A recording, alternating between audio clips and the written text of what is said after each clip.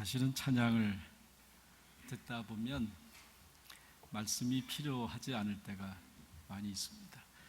아마 오늘 찬양도 그러하리라고 생각이 됩니다.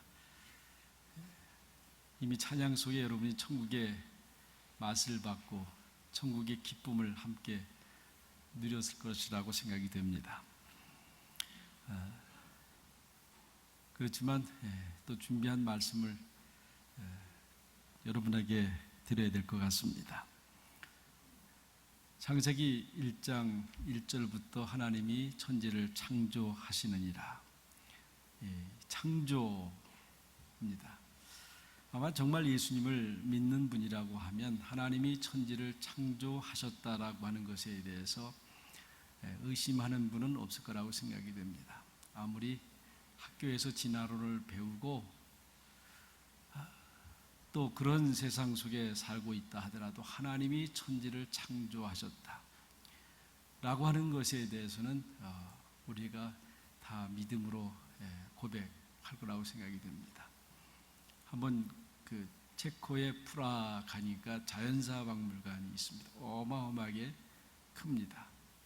진화론적으로 얼마나 잘 정리를 해서 설명을 하고 있는지 아마 그것만 보면 하나님이 천지를 창조하셨다고 하는 것에 대해서 의심이 갈 만한데 그것을 보더라도 의심이 가지 않았습니다. 하나님이 주신 은혜라고 생각이 됩니다.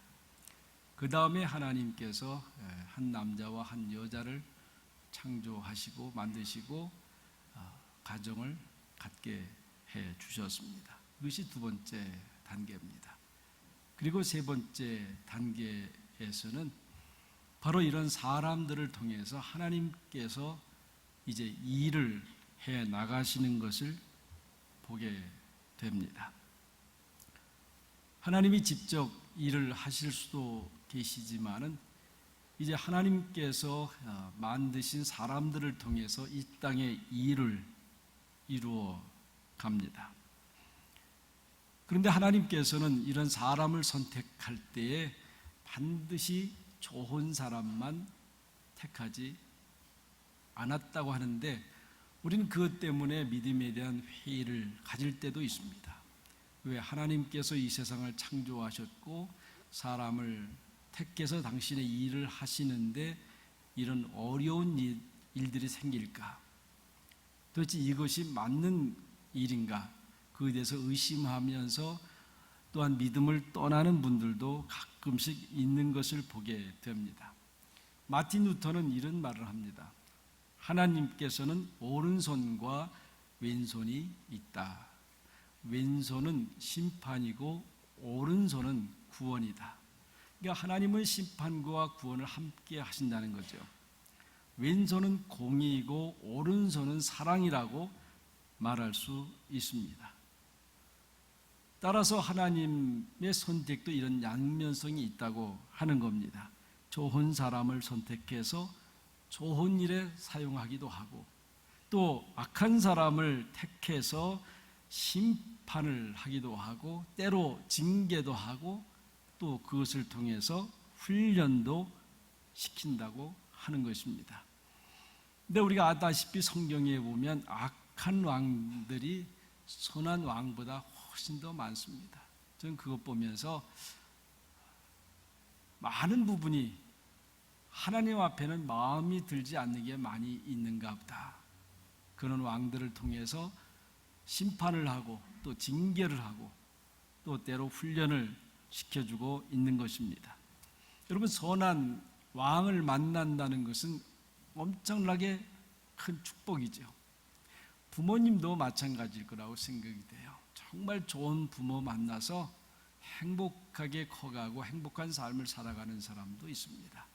또 직장에서도 정말 좋은 직장 상사를 만나서 직장 생활을 행복하게 하는 사람도 있습니다. 여러분 그런데 우리가 반대로 못된 왕을 만나거나 못된 상사를 만나거나 또 문제가 있는 부모를 만나면 사실은 많이 고생하지 않습니까? 이 구약에도 보면 아합 왕 같은 경우도 아주 악정을 한 그러한 왕입니다. 그래서 그게 원인이 돼서 3년 6개월 동안 비가 오지 않는 흉년을 경험했다고 그러고 있습니다. 그래서 오늘 본문에 나오는 다윗 같은 경우도 교만해진 적이 있었습니다. 그래서 이제 백성들의 수를 세워서 자기의 십을 과시해 보고 싶은 그런 생각이 있어 수를 세다가 결국 그것이 하나님의 뜻이 아니어서 온 백성이 온역에 걸려서 오랜 동안 고생을 한 적이 있습니다. 여러분, 솔로몬 왕도 그렇지 않습니까? 그가 지은 죄 때문에 결국 나라가 분열돼서 수백 년을 전쟁 가운데 같은 민족들이 아픔을 겪는 그러한 일들이 있었던 것을 보게 됩니다. 지도자들을 잘못 만나서 겪는 아픔은 사실 어떻게 보면 괜한 고통이고 괜한 수고일 수 있을 겁니다. 오늘 본문은 이스라엘의 좋은 지도자를 세우는 이야기입니다. 사사 시대가 끝날 무렵에 이스라엘 백성들은 우리도 왕이 있었으면 좋겠다, 사실은 왕이 있었으면 좋겠다 하는 그 마음 자체가 사실은 문제가 된 거죠. 모두 다가 하나님의 말씀을 잘 듣고 그대로 순종하면 그렇게 지도자가 필요한 것은 아니었습니다.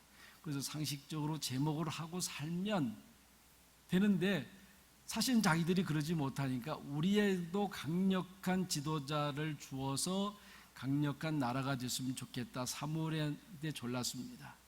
사무엘이 하나님께 기도하니까 별로 마음에 들지 않았습니다.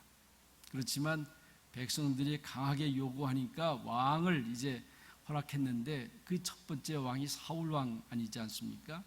사울 왕은 성경에 보면 키도 크고 아주 멋지게 생긴 늠름한 사람이었습니다.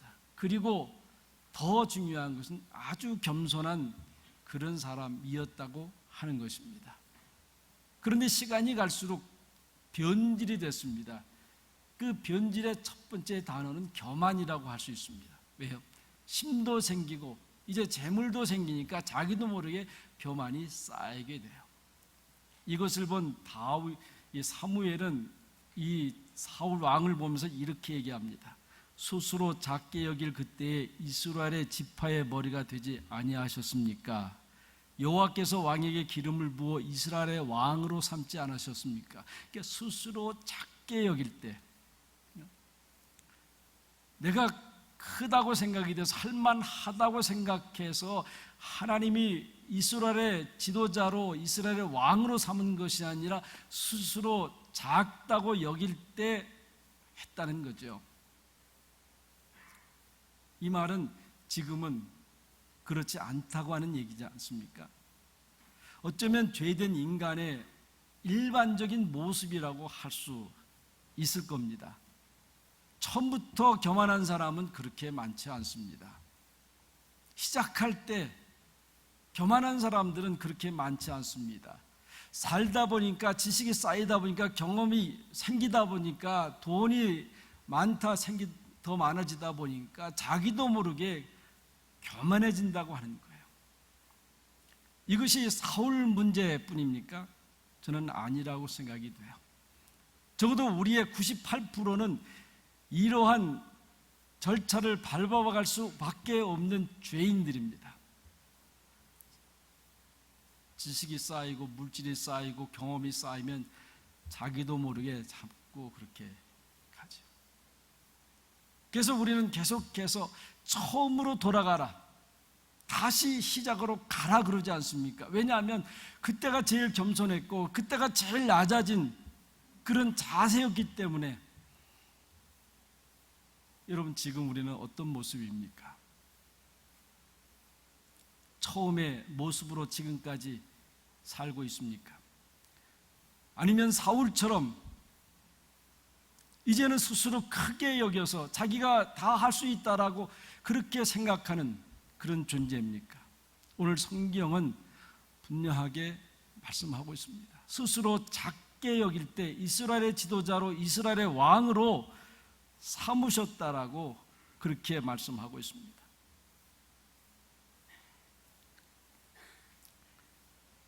본문은 교만한 사울을 폐하고 다윗을 세우면서 하시는 말씀입니다.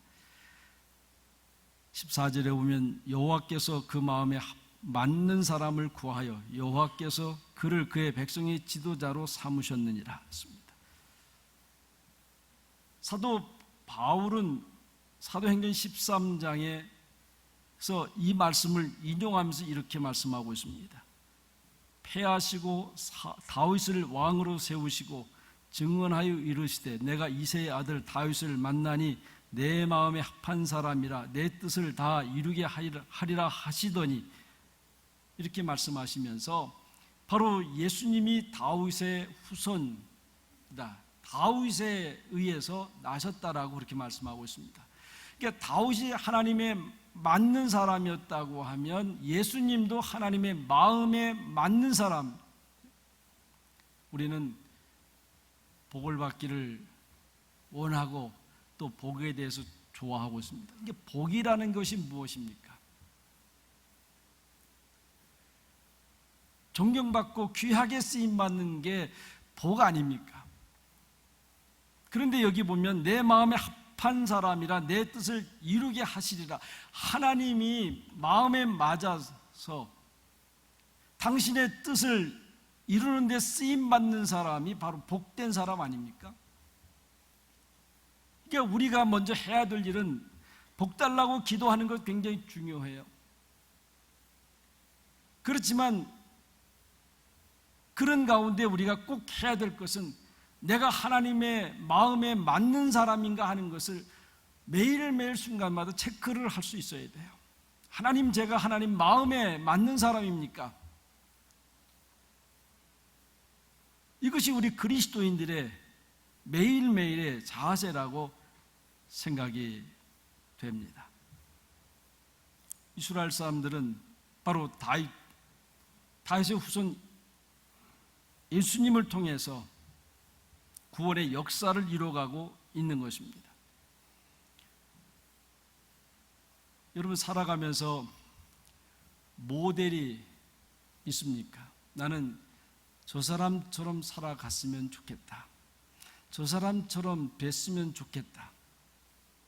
저는 제일 사람 중에 불쌍한 사람이 삶의 모델이 없는 사람이라고 생각이 됩니다. 삶의 모델이 없으면 우리는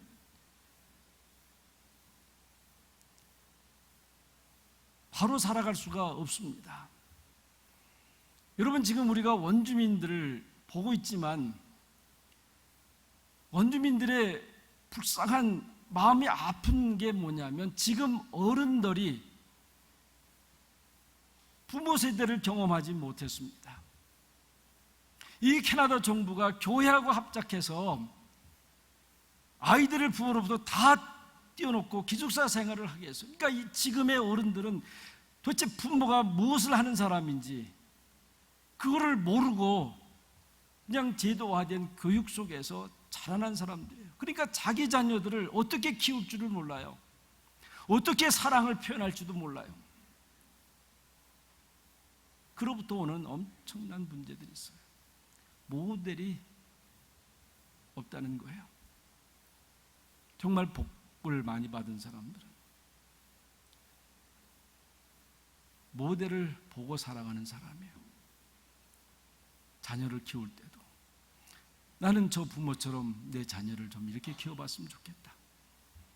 찾으셔야 돼요. 어떻게 살아야 될지 모르는 사람은 정말 제대로 살아가는 사람을 찾으셔야 돼요. 소설에서 찾든 아니면 현실에서 찾든 그런 사람을 찾아서 만나서 얘기를 듣고 또 배워야 되는 거예요. 인간은 무에서 유를 창조하는 게 아닙니다. 있는 것을 더 발전시키는 것뿐이에요. 마음에 합한 사람 다윗, 정말 하나님의 마음에 합한 사람 다윗, 그래서 이 다윗을 통해서 내 뜻을 이루리라고 말씀했으면 적어도 우리는 마음에 합한 이분이 어떤 분인지 하는 것을 좀 깊이 연구할 수 있어야 되는 것 아니겠어요?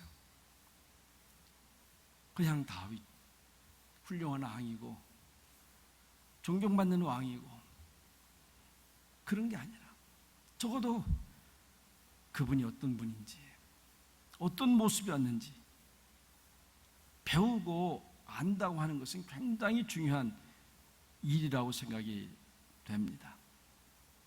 또한 이런 모델을 따라가려고 하면 그대로 되는 법은 없어요. 여러분, 그러한 사람이 있다고 하면, 그러한 분이 있다고 하면 우리는 내 것을 손해봐서라도 투자를 해서 배워야 되는 거예요. 그래야만 그 다음 세대에게 좋은 것을 물려주지 않아요? 나는 따라갈 수 없는 사람이다, 나는 그렇게 행할 수 없는 사람이라고 하면 우리는 영원히 후손들에게 잘못된 것을 물려줄 수밖에 없습니다.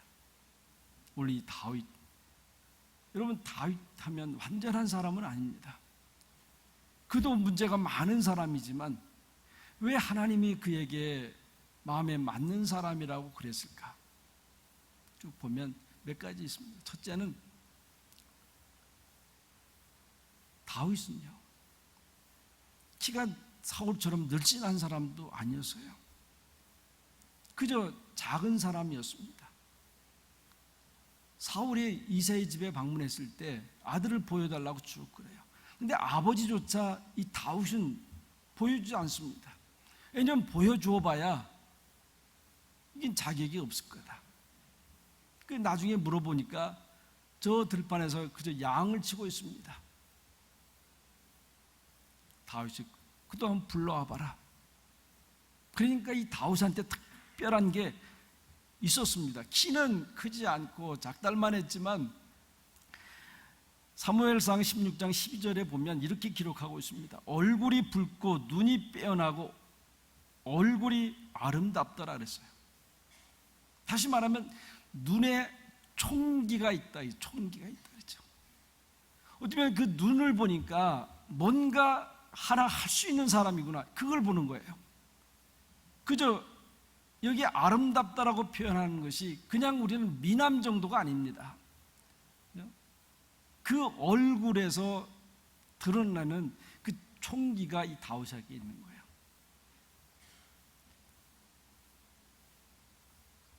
세상 사람들이 얼마나 외모에 신경을 많이 씁니까? 그렇지만 다윗은 시원찮은 사람이에요.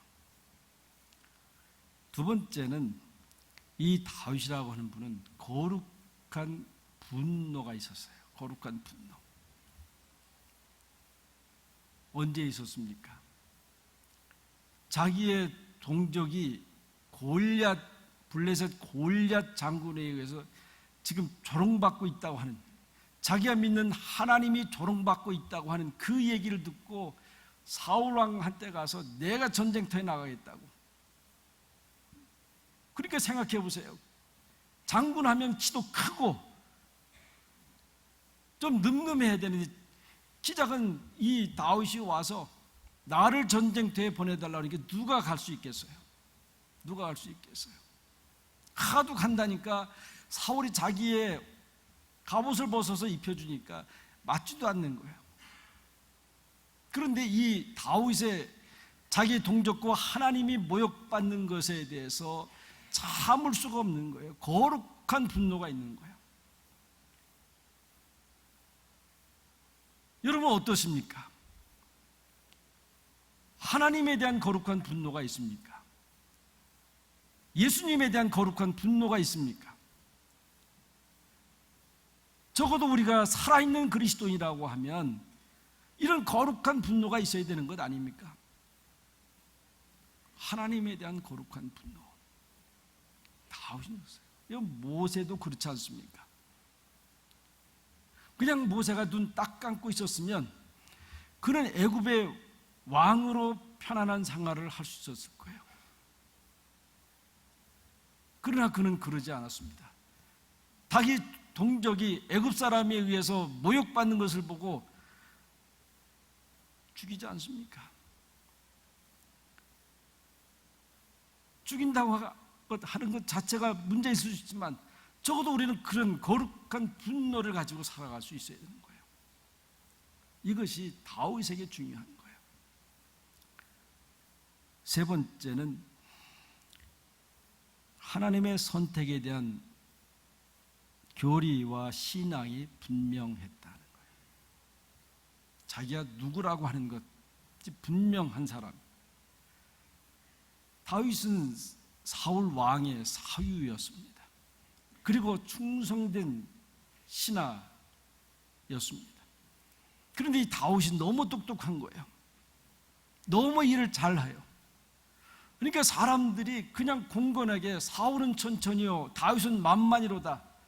여러분 그 소리 듣고 질투를 안 날 사람이 어디 있겠어요? 그래도 내가 왕인데, 왕이도 존경을 받아야 되는데 지금 현실은 그렇지 않은 거예요. 그러니까 결국 저놈을 죽여야 되겠다. 저놈을 죽여야 되겠다.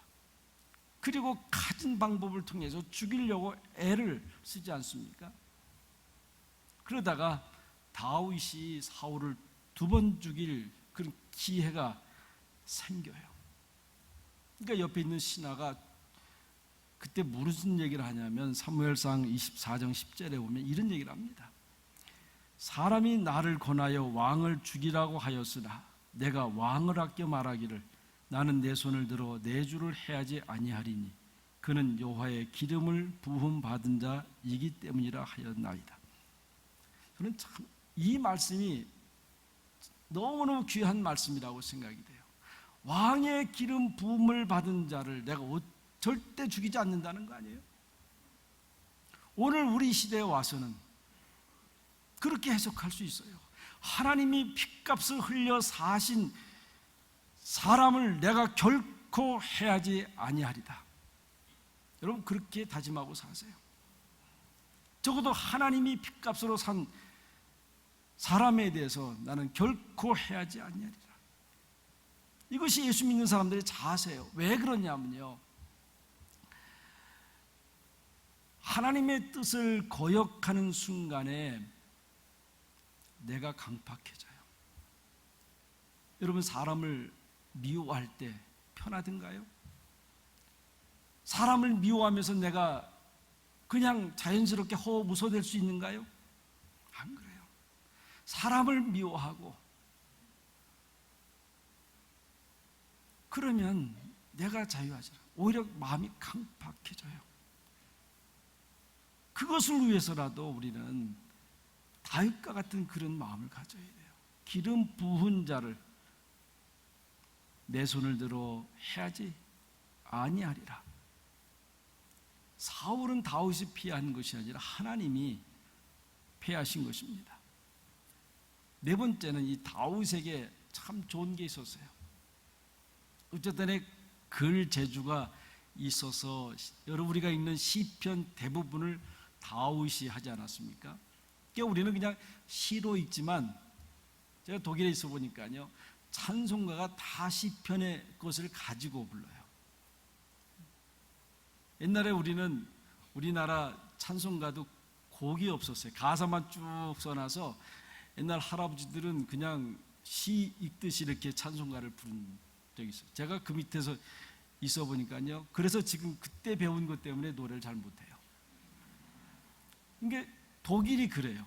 그러니까 우리가 읽는 여러분 시는 뭐냐면 다 찬송시예요. 찬송시예요. 또 그거는 감사시입니다. 감사시예요. 여러분 예수 믿는 사람들의 성숙도를 뭐로 체크하냐면 얼마만큼 감사할 수 있는 능력이 있느냐예요. 얼마만큼 감사할 수 있는 능력이 있느냐. 이게 우리의 성숙도입니다. 그러니까 세상에는 많은 다양한 일들이 있어요. 많은 어려운 일들이 있어요. 그런데 그러한 것을 우리가 어떻게 감사로 바꿔서 고백할 수 있느냐, 그거예요. 이 다윗은 시편에서 쭉 그렇게 고백하고 찬양을 하고 있는 겁니다. 그러니까 늘 하나님을 기뻐하고 찬양하는 사람들. 지난 수요일도 우리 김종호 목사님 그랬잖아요. 행복이라고 하는 것은 감사와 같이 가는 감사. 얼마만큼 감사할 수 있느냐. 그거에 따라 행복의 지수가 달라지는 것 아닙니까? 이게 다윗은 그 이스라엘을 평정하면서 얼마나 많은 전쟁을 치르고 얼마나 많은 어려움들을 경험했어요. 그런데 그러한 순간순간 모든 일에 대해서 감사로 고백하는 것을 보게 됩니다. 또 다섯 번째는 교회 중심적이에요. 이 다윗은요, 소원이 뭐냐면 자기가 이스라엘을 평정하고 난 다음에 제일 먼저 한 게 법궤를 예루살렘으로 가져온 거예요. 제일 먼저 한 일이에요. 그 다음에 이 법궤가 있는 성전을 짓기를 원했어요. 왜냐하면 그곳이 바로 하나님이 계신 곳이기 때문에, 그곳에서 바로 하나님을 만날 수 있는 곳이기 때문에 성전을 지으려고 애를 썼지만 전쟁하면서 너무 피를 많이 흘렸어요. 하나님이 허락하지 않으세요. 네 손에 너무 많이 피를 흘려서 내가 거할 성전을 짓는 것을 허락하지 않는다고. 그러니까 다윗이 뭘 했는지 아세요? 누군가가 성전을 질 거니까 성전을 짓기 위한 준비 작업을 다 해줘요.